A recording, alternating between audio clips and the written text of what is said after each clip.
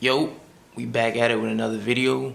At the Scales Will Prevail. It's your boy Sid. We're here to do what happens when the sun comes into the second house, right? We did the 8th house, we did the 1st house, and now we're on the 2nd house. So, the sun, like I've said before, the sun is going to be your ego, identity. It's your vital energy, vitality.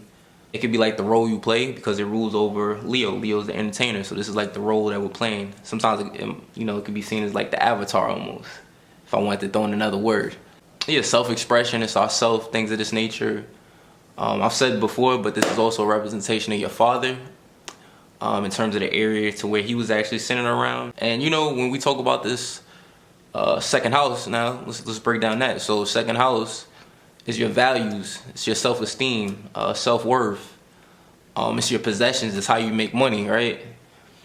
So you always want to look at the sign basically as well too, right? You always want to look at the sign on the house cusp basically, because this is gonna indicate the energy around this area.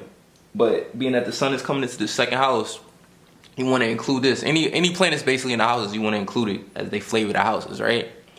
So I'll start with your father dynamic. He was the type of individual who would have been focused on his resources. This is a Taurus house, right? And when we think of Taurus, Taurus is the constellation, right? Constellation are basically a group of stars. A zodiac sign is basically a group of stars in which the sun passes through on the ecliptic, which is the sun's path. Back to what I was saying, right? Taurus is basically a constellation in the sky, area in the sky that deals with money, finance, stability, security, right? So if we talk about your father, it tells us that he was centered around these actual areas. Being that he was actually centered around this, he could actually, you could have, because a lot of these things we get from our parents. So it just talks about like with this placement, you would feel that same demeanor basically in terms of the role you're playing. It could stem from your father dynamic, right?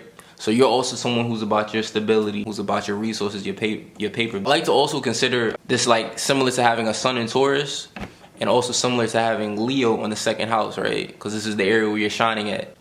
Also, I like to look at the planets as indications on how you can make money. So with that being said, this is similar again to having like Leo on that house cusp. So you can make money through sun type of fields, and the sun denotes, it rules over like the entertainment industry. It rules over any form of dramatic arts, creative arts.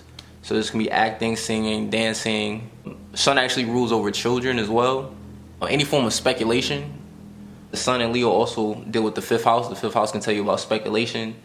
Also, event planning, things of that nature, These can be ways that you can actually make money, but you're here to basically solidify, these resources. This is your aim basically. You want to look at the sign on the cusp, because and the sign is going through, because this tells more. There can be planets that actually change this energy as well, so you also of course want to look at that. But those are just some key things to think about. I'm trying to think, is there anything else? Yeah, I think that's pretty much it. It's pretty simple. Yeah, so y'all have a good one. This is the sun in the second house. Stay tuned for the sun in the 3rd house, and we're going to continue. All right, peace.